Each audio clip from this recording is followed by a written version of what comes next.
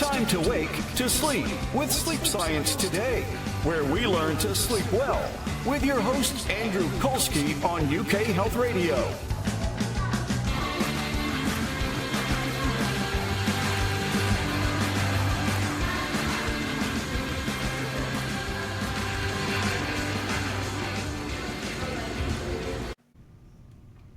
Welcome to Sleep Science Today. I'm your host, Andrew Colsky.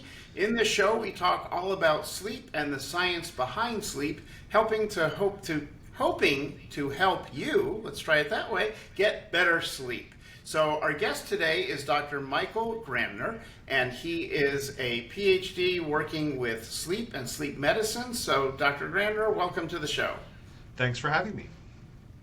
All right, we've got a lot of things to cover today.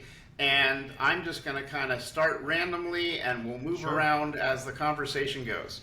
Sounds good. So one of the things that got me to invite you on as a guest in the first place was I know you do a lot of work and study with sleep diaries. And sleep diaries, for those of you listening, are things typically used by people to track their sleep so that when they need help with their sleep, the doctors, the professionals can help them understand what's going on. So can you give us an overall view? What are sleep diaries? Why do we even have them? And how are they used in the sleep field? Yeah, a lot of people wonder, why do we still use sleep logs and sleep diaries when we have things like wearable devices and brainwave recordings for sleep? And the truth is that you can measure things with sleep logs that you can't measure with the technology we have. We've got great technology for measuring sleep, but we're not there yet in terms of getting optimal measures. And that's okay. There's many areas in medicine that we've made great progress in, but we're still not there yet. For example, pain, a very important symptom, but we have MRIs, we have all kinds of scanning we can do, but it can't find our pain. You have to ask people.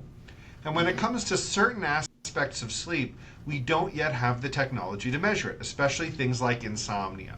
So we can look at brainwave activity during sleep, but that won't necessarily pick up what people are thinking about because sometimes that's deeper in the brain. And we can use wearables and trackers to get all kinds of great information about sleep, but we still don't have the technology to measure things like how long did it feel like it took. That perception of the passage of time seems to be really important at predicting symptoms. Not necessarily the exact number of minutes, but how many minutes did it feel like? Was it 40 minutes but felt like 20? Or could it be 40 minutes and felt like 100? That could mean different things. And so this is why we need sleep diaries, because they give us information we just don't have the ability to get any other way. Sleep diaries predict outcomes better than any technology we have in some cases, especially around insomnia. So that's why we need them. Mm-hmm. So what do we use? So sleep diaries, they're not like, so we use the term diary, but it's not like, dear diary, I had a hard time falling asleep. It's more of a log. And so we're looking for very specific information. And I even show patients who come into the clinic and I say, look, here's the information I'm getting for you and here's what I'm doing with it. I am literally doing hundreds of calculations on every week's worth of data and using those calculations to generate numbers. And those numbers will give me the information I need to come up with the best tailored solution for your problem. And it's very science-based. The field has been using these for decades. We know how to use them, and there's actually really great numbers we can get. So what the sleep diaries usually are trying to measure are mostly getting a timeline of the night. There's other things too, but the core of any sleep diary is getting a timeline of the night. So you're getting at least, when did your sleep period begin? When did your sleep period end? And then what happened in the middle. So things like, what time did you get into bed? I also ask, what time did you actually start trying to fall asleep? Because some people get into bed and they're reading or doing something else. And then I ask, once you started trying to fall asleep, how long did it take you? And then I ask, how many times do you remember waking up during the night? For how long? I actually, in the beginning, I don't care what time the awakenings were, and I don't care how long each one was. Mostly because people aren't going to get that level of detail accurate anyway. But really the point is, what's the total amount of time people were awake during the night? And then I ask, what time did you actually wake up to never go back to sleep again? And then when did you actually get out of bed? Because for most people, those are two different times. They'll wake up and then they'll linger in bed for a while, then get up. With those pieces of information, I can calculate all kinds of interesting stuff.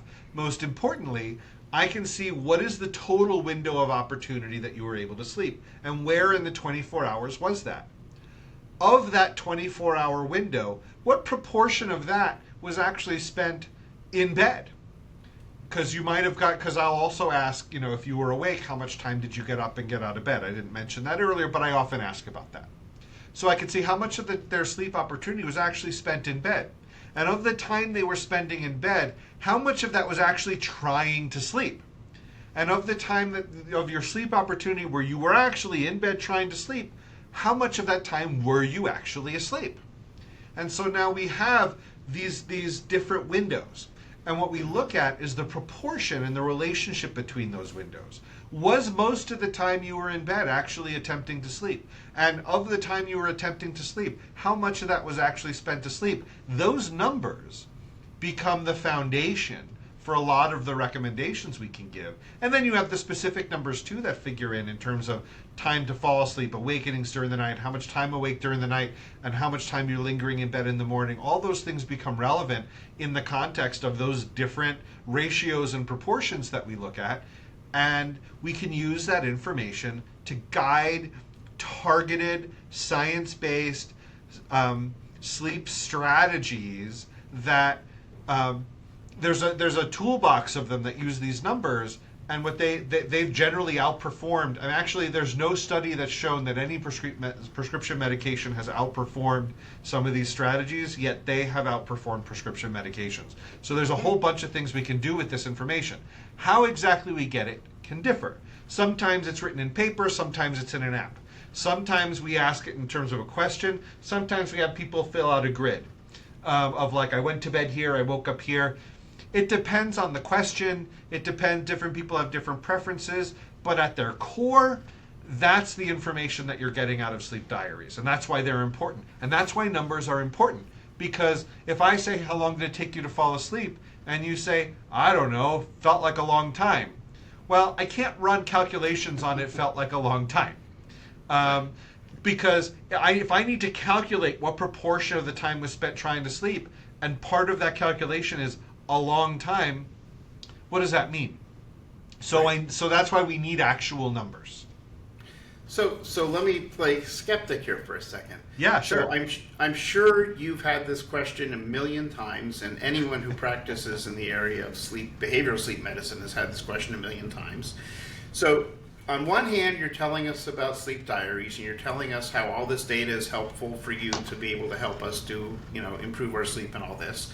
And on the other hand, you're saying that, we don't need it to be perfect because we could, the typical question is, well, I have an Apple Watch, I have a Fitbit, I have a tracker.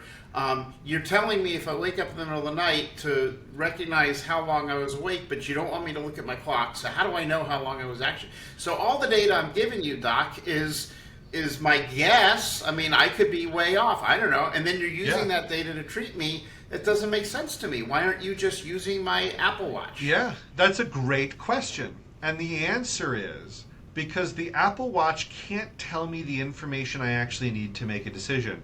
Because it's not about how many minutes it was. It's about how many minutes it felt like it was.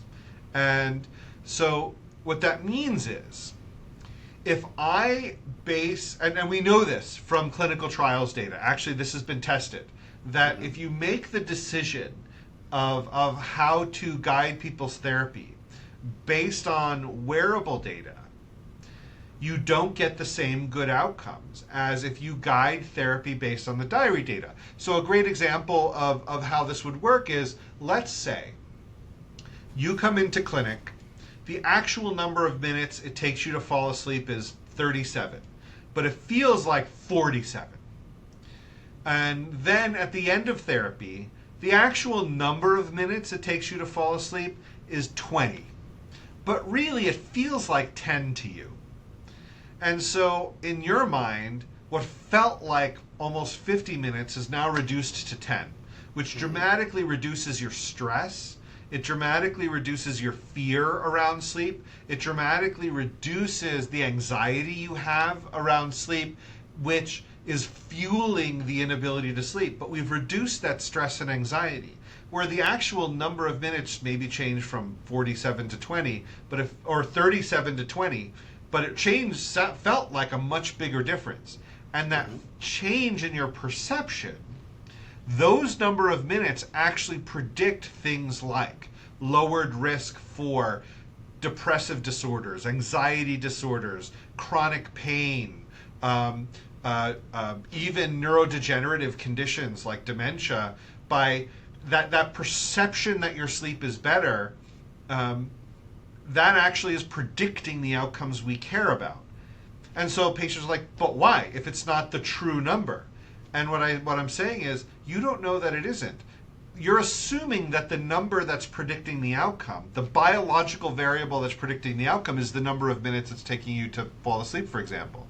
But maybe that's not the number. Maybe the number that's predicting the outcome is the degree of brain activation in structures in the brain that are active in terms of sensing the perception of time, informing memory, and processing information at a time when they should be resting. They're active when they're not supposed to be.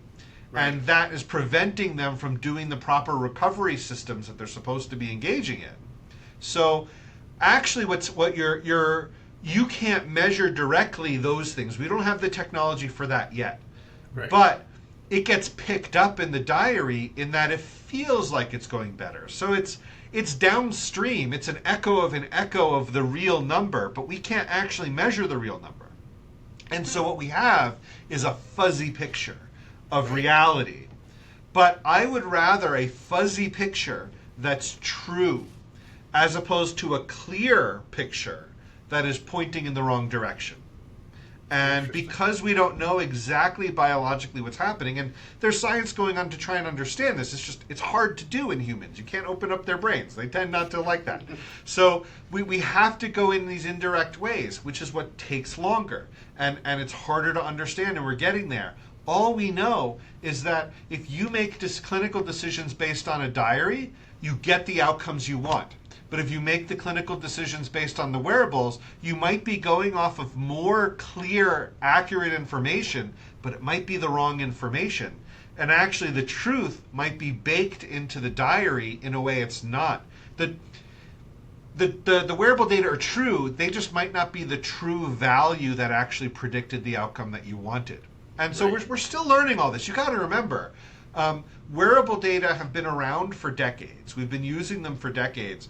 But they've only been in widespread use for 10 years? And you're like, we're still trying to figure out how to work these things and how to understand these numbers at scale. It takes time, and we're still figuring this stuff out. Wow. So that really helps, because it's really, like you said, it's about the perceptions and what's going on, because those are the things that impact an individual's ability to actually get restful sleep versus the actual number. So with that, let me ask this. Yeah. Because a lot of these wearables will give you a report and says, oh, you had this much stage 1 sleep, and this much stage 2, and this much stage sleep. Are those accurate at all? And if they are or if they aren't, does it matter? Okay, great question. 2 great questions. So 1, sleep stage data. Are sleep stage data accurate from wearables? Right. Kinda, a little bit. They're not nothing. They're good ballpark estimates. But what you have to understand is, well, first of all, to answer your second question, are they useful? Probably not, mostly. But to get at the initial question, what are sleep stages? Sleep stages, what people need to understand, sleep stages aren't like these magical things that give you all the information you need to know about sleep. They're one way of understanding sleep. What sleep stages are in the 1930s and 40s, when people first started putting electrodes on people's heads to measure the electrical activity coming off the brain, and you see the squiggly lines on screen as voltage changes over time. And what they found was the voltage patterns of the changing voltage during wake was very different from during sleep.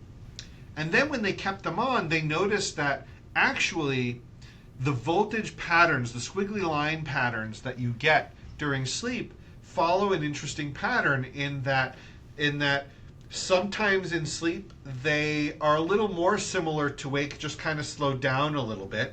During other parts of sleep you get these other different kinds of waves, and during this other parts of sleep you get these other kinds of waves that look different, and you get them at different times during the night. It's not just one progression across the night. It like goes through sort of cycles, and they figured this out in the 1930s and 40s. And what they did is they looked at the squiggly lines, which was pen on paper. Where at the time, remember, none of this is digital. This is all analog. And as they were recording it, and they're looking at these paper, and one sheet of paper covered about 30 seconds of time. And so they said, okay, this 30 seconds. Which bucket? So they come up with about 4 different buckets to put things in, and they changed a little bit over what the buckets were. Sort of changed a little bit over time, but they came up with about 4 different buckets of like, okay, this looks like bucket A, B, C, or D, or stage 1, 2, 3, 4.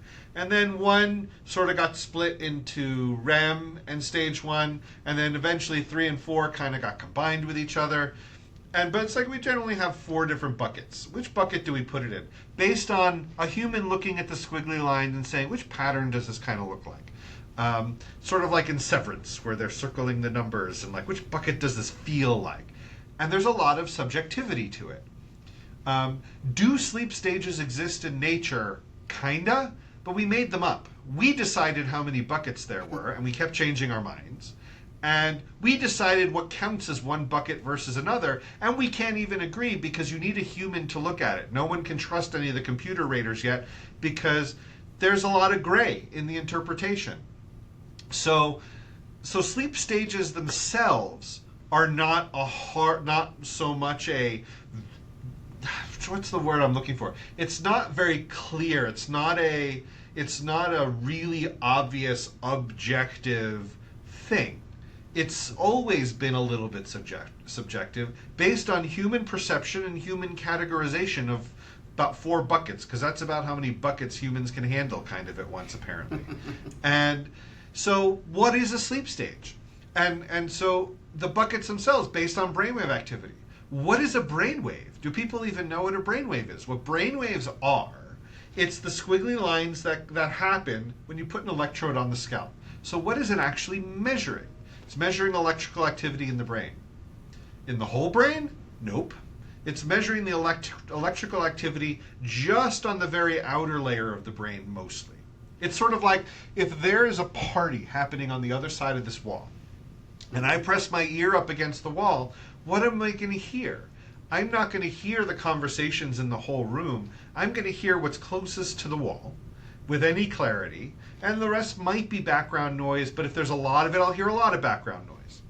That's sort of what the EEG signal measures, that it's measuring this fluctuation in electrical activity. But it's also when people, so first of all, it's only pretty much just the outer layers of the brain.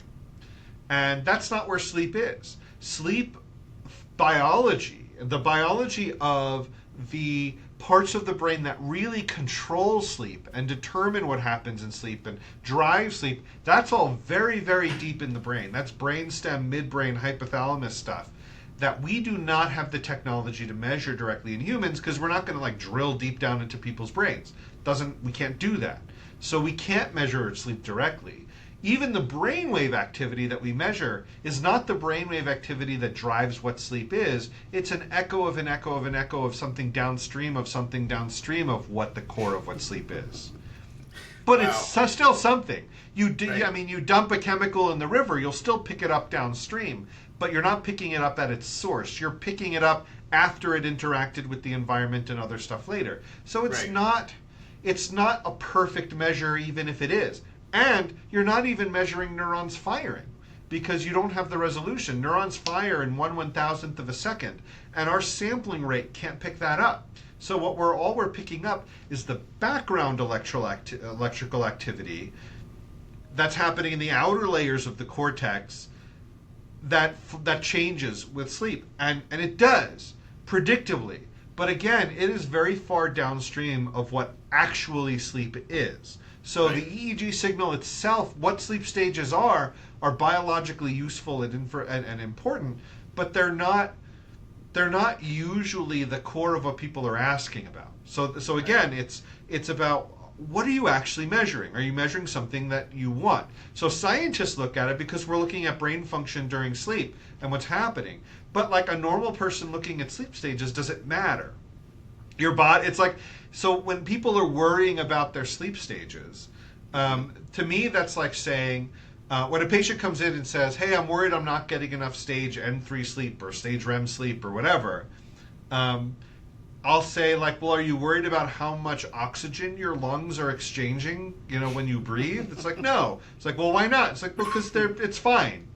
And I'm like, well, dude, so it would be like complaining about that and saying, like, well, I want my O2 sat to be 99%, but it's 95% or 96%. Is that bad?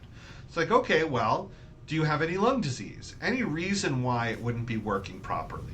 Mm-hmm. If so, then we could deal with that. If it's not, then let's look in the environment. Is your air polluted? Is there any reason why, or are you hypoxic? Are you on an airplane? Are you at altitude? Is there a reason why you'd have low O2? No. Like, well, your lungs are doing their job. Let them be. Like, if you feel fine, there's no reason why it's a problem. It's your body's making these choices. And the same thing with sleep stages, where if there's no reason to be worried about them, they're not really like, they could be very wildly different from what the norm is, and it won't mean anything. It could be a sign of a problem, but usually it's not. And then they're getting it from a wearable. You're not, remember, sleep stages are, which bucket would we put the brain waves in that we recorded at the scalp in 30-second intervals if a human looked at it and made a judgment call?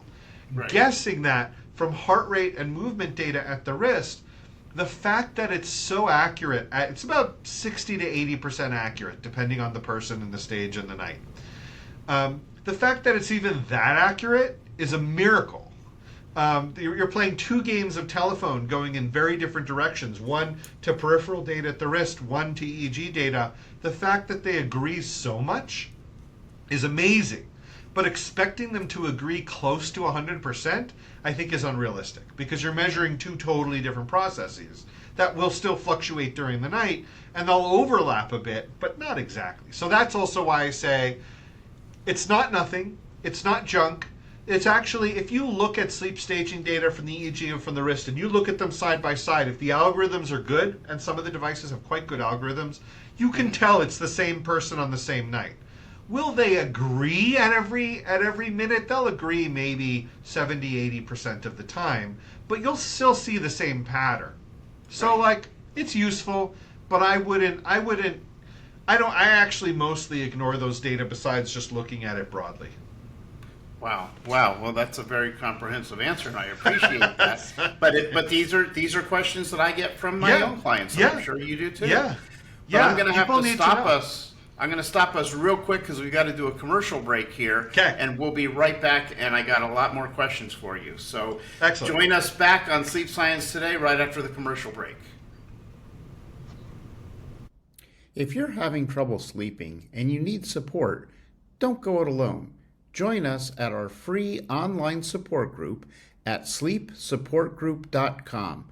Just put in your email address, sign up for the list, and you will be notified of all of our upcoming meetings. It's free, so why not try it out? Okay, we're back on Sleep Science Today. I'm your host, Andrew Colsky. We're talking with Dr. Michael Grandner, and we're talking about, well, we've been talking about sleep diaries and sleep data and sleep trackers, but I want to move to a different topic now. What do you do in the case where a patient comes to you and they say, Doc, I have not slept a wink in like 2 weeks, it seems, and I go into bed and all I can do is just toss and turn. Can you just give me a pill and put an end to my misery? What's actually going on with insomnia and pills and other treatments? tell us what we need to know. Yeah, so first of all, I will say I'm a psychologist, so I'm not prescribing nothing, but I don't need to. There's a couple things going on here. First of all, every once in a while people will come in and say, I haven't slept at all in days, or even like they'll say I got like 2 to 3 hours of sleep a night, and that's very unlikely. And so then I'll ask, well, do you give yourself an opportunity? Are you spending time in bed? And they'll say yes, often. So what that says to me, first of all, is that they're spending excessive time in bed not sleeping. What is likely the case is that they're actually getting a little more sleep than they think, because there's, in many people with insomnia, you get an element of what's called paradoxical insomnia. And it's called that because there's a discrepancy between the person's experience and what the numbers say. Remember before I talked about the numbers aren't always the thing that predicts the outcome we care about. Sometimes the perception is really important.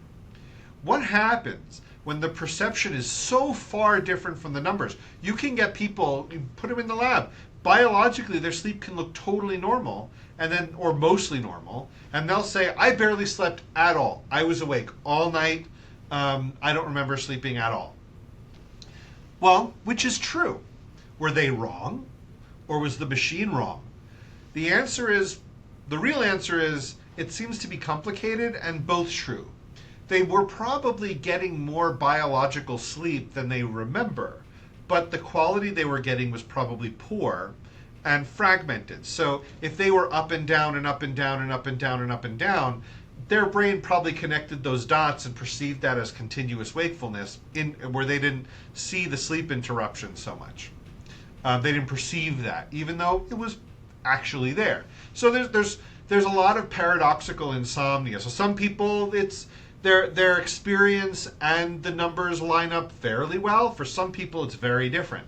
For those people, often, actually, I'll put a wearable on them and I'll say, look, even if this wearable data isn't totally accurate, you're still probably getting a lot more sleep than you think. So when you're laying there, terrified of not sleeping, one thing you can just tell yourself that, okay, I'm actually getting more sleep than I thought, and we can work on that relaxing a little bit and not being as stressed. But there probably is insomnia. And there's a huge problem of insomnia in the population. And chronic insomnia, for whatever other elements are in it, a lot of people don't realize that there's a million causes of short-term insomnia, but there's only one main cause of chronic insomnia. And that is conditioned arousal. What that means is that something causes you to lose sleep. Anything can do that. Losing sleep for a couple nights under periods of stress, that's fine. There's no problem with that. Evolution figured this out a long time ago. It's actually quite safe, and you might have a little bit of performance impairment, but you'll recover very quickly. But when it extends over time, you start developing a pattern. And when sleep starts to become predictably stressful, that predictable stress becomes the very activation that creates your insomnia. Now, what I mean by this is that think of a place that you hate to go. A lot of people say dentist's office. I have a friend who's a dentist who hates that I keep using this analogy. But people know what I mean. What is the dentist's office for you? Where you're there, nothing's happened yet, you're already kind of antsy.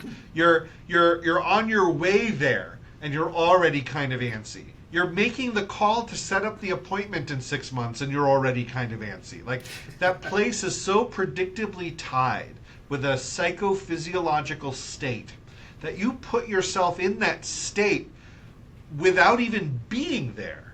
Much less you're there and nothing even happened to promote that state yet.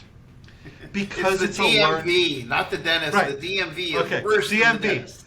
The DMV. Whatever it is for you, Imagine that. Imagine that place is it's a learned response. Your brain is trained well. Your brain is a pattern recognition machine. It learned the pattern, and it learned it really well. The difference is you go to the DMV, and even if you're in a bad mood and cranky, you can still get everything done that needs to be done there. But with sleep, if the act of falling asleep, if the bedroom becomes that place that creates that feeling, now, even if you were completely calm and relaxed and tired and exhausted, having trouble keeping your eyes open, and then you get into bed, and the bed is now the place where activation happens. So you get into bed and activate, because you learned that trying to fall asleep is stressful, and that creates stress, which makes it hard to fall asleep, which strengthens the relationship between trying to fall asleep and stress. So tomorrow you get into bed and you're stressed about falling asleep before anything even happened, which created activation that made it harder to fall asleep, and it becomes a cycle, a completely self-perpetuating cycle. Whatever caused you to lose sleep originally is now potentially and likely completely irrelevant. You got used to whatever it was, whether it was pain or an illness or work stress or whatever. It's past.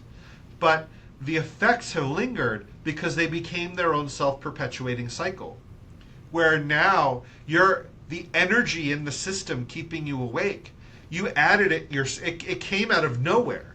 It just you came in there with no energy, but just being in the place adds energy into the system, which then makes it harder to fall asleep. So the treatments for insomnia, the reason why the non-medication treatments outperform prescription sedatives is because what the non-medication treatments usually do, and when they're done correctly, this is what they do, is they reprogram that response. They uncouple the act of falling asleep with the stress and activation, and they repair the act of falling asleep with sedation and tiredness. And they leverage that learning process. I'm going to jump in and cut you off here on purpose because we need to take another commercial break, but I want to be able to come back and talk about exactly where you're headed. So excellent. Let's take another break, and we'll be back on Sleep Science Today. You're watching Sleep Science Today. If you enjoy our show, please help support us by pressing the like button, subscribe to our channel, and hit that notification bell. It'll really help us get seen, and it'll help you stay informed. All right, welcome back to Sleep Science Today. I'm your host, Andrew Colsky. We were talking about non-medication solutions for insomnia and why and how they work. So, doctor, take it away. All right, so we were talking about the non-medication treatments for insomnia and how they alter that learning process. So sedatives will work by boosting that sleep drive so high that it overpowers whatever active wakefulness is going on, and that's sometimes enough. That's usually how the sedative medications work. That's also why sometimes they don't work as well as people think, because their sleep drive might be high enough. It's just that activation is so high it can overpower them. So this is why the non-medication approaches are recommended, because that's how they work. So the way we do it. So there's a couple of core techniques, and I'll preface this by saying, in a nutshell, in a summary, they sound very simple. But whenever you try to do them, you'll realize that the execution and how it's done and how it's targeted is where the skill comes in. But if you're going to do this on your own, here's the first thing I would do. The first thing I would do is I would challenge you the first thing is uncouple wakefulness with the bed in any shape or form, which means do not get into bed until you're ready. If you know that going into bed it's still going to take a while, wait, delay bedtime.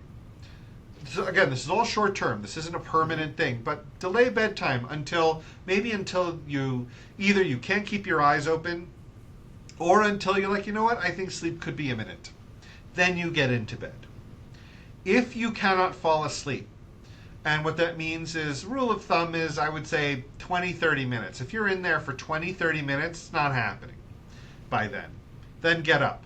If you're in bed and maybe 20 minutes hasn't gone by, and again, the exact time doesn't matter, so don't look at the clock. It's just, if you've been in there long enough that sleep is not actually imminent, get up. You're clearly not ready. Even if you thought you were ready, you're not ready. If you're in bed and you start getting frustrated about not sleeping, eject. You're out. Because that frustration is now keeping sleep from occurring. So they're incompatible with each other. You got to get out. Like, but I don't want to. What if I sleep way less tonight?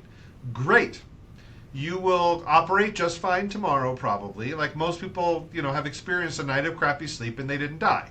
But what will happen is, the next day you'll be a little more tired. And whatever activation you had now has a counterweight of your additional sleep pressure. Don't nap.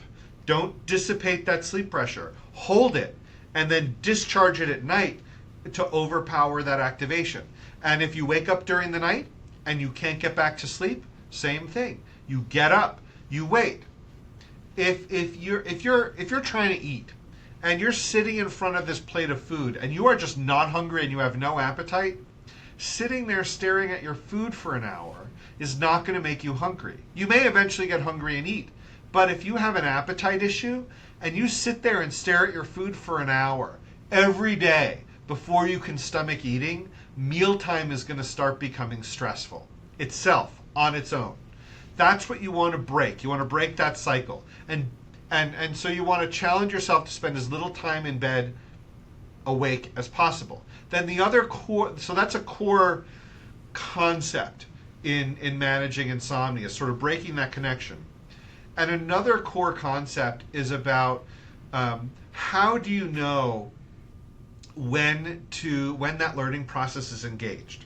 And this comes back to our discussion of the sleep diaries, where one of the numbers that comes out of the sleep diary is a number called sleep efficiency. What sleep efficiency is, it's a fraction, it's a ratio, it's a percentage, where the numerator is the total time you are physically asleep, or at least by your own estimate, because it doesn't have to be exact and it's all based on your perception. The minutes of perceived sleep divided by the minutes of an actual sleep opportunity. So if you spend 8 hours in bed and get 6 hours of sleep, 6 over 8 is 75%. So you have a 75% sleep efficiency. Now, so that's how you calculate your sleep efficiency. Now, we've known for decades now that there's a learning process that occurs at around 85-90%. Below about 85%, and I say about, everyone's a little different, but below about 85%, the bed is not specifically tied as predictable enough for sleep. Over 90%, it looks like that's where the learning really occurs, where the bed is predictably tied to sleep. And 85 to 90 is sort of this middle ground where it may or may not happen. But then when your sleep efficiency drops lower, like 70, 65%, and or even lower, the bed becomes trained to be the place where you're not sleeping. And a lot of these techniques are about, what I'll tell people is, we're going to artificially inflate your sleep efficiency number so that even if your numerator stays low, because we can't move that yet, but at least we lower your denominator. If we want bed to equal sleep, we can't change the sleep side of the equation yet, at least we can control the bed side of the equation, get them lined up, force that learning to occur so that it becomes sticky, so that they become tied together, then we can expand. So for example, the way I teach this is I say, how does this learning work? If I say bed, sleep, bed, sleep, bed, sleep, bed, sleep, bed, sleep, bed, sleep, if I say bed, you say? Sleep. Right. So if I say bed, sleep, bed, think, bed, sleep, bed, read, bed, think, bed, wake, bed, think, bed, sleep, bed, think, bed, read, bed, You have no idea. You don't know what's going to happen yet. Anxiety. Yeah, right. And then what happens is bed think, bed think, bed think, bed sleep, bed think, bed think, bed think, bed think, bed sleep, bed think, bed worry, bed think. You can actually predict that thinking and worrying is going to happen. And it takes over, and you accidentally created that learning. So when we unpair, there's no bed. If there's think, there's no bed. If there's toss and turn, there's no bed. And so you pair bed with sleep on purpose, and you force that learning to occur. And in the short term, it becomes stickier, and then you can expand. So when people say, well, I want to run that half marathon of sleep, and should I start with a 5K? I say, no, we're starting by hitting the gym. We're not going distance yet. We're getting your body ready for it to be able to operate. So yes, you're going to sleep. You're probably not going to sleep much less than usual, but you're going to be in bed a lot less. We're going to inflate that sleep efficiency number, and then we are going to, once that sleep efficiency is high, we drive that learning in, we leverage that learning, and use that to build your own natural ability to sleep that was there all along. Wow. This is actually, it's a perfect segue because we literally have just reached the end of our time on the show. And boy, do I have so many other questions for you. So maybe I can convince you to come back on another episode because I want to learn more about so many other things. But, excellent. The fact that people can benefit from the treatments available for insomnia, the fact that they don't need to rely upon a pill, the fact that we have, on one hand, we're moving forward with all this technology and wearables and all these things, but on the other hand, they're nice, but they're not, imperative. This has really been very instructive, and I thank you for taking the time. Any last words for us? Anything that you think we need to make sure we know before we sign off? Yeah, a great thing to remember: the enemy of sleep is effort. No one got to sleep faster by trying harder.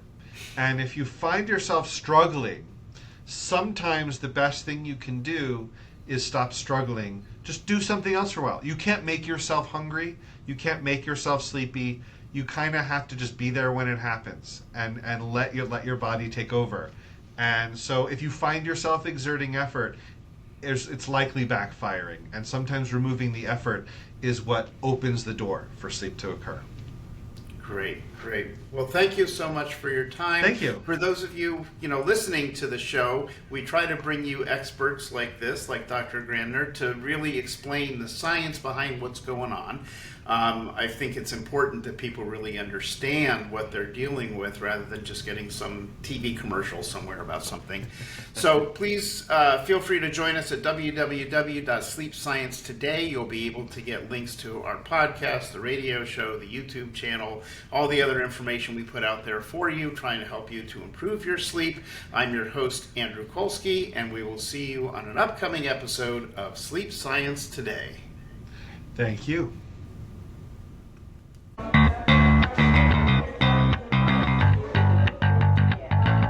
Thank you for listening to Sleep Science Today and learning how to sleep better with your host, Andrew Colsky, on UK Health Radio.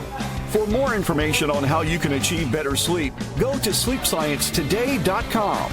Remember, sleep science today and sleep better tonight.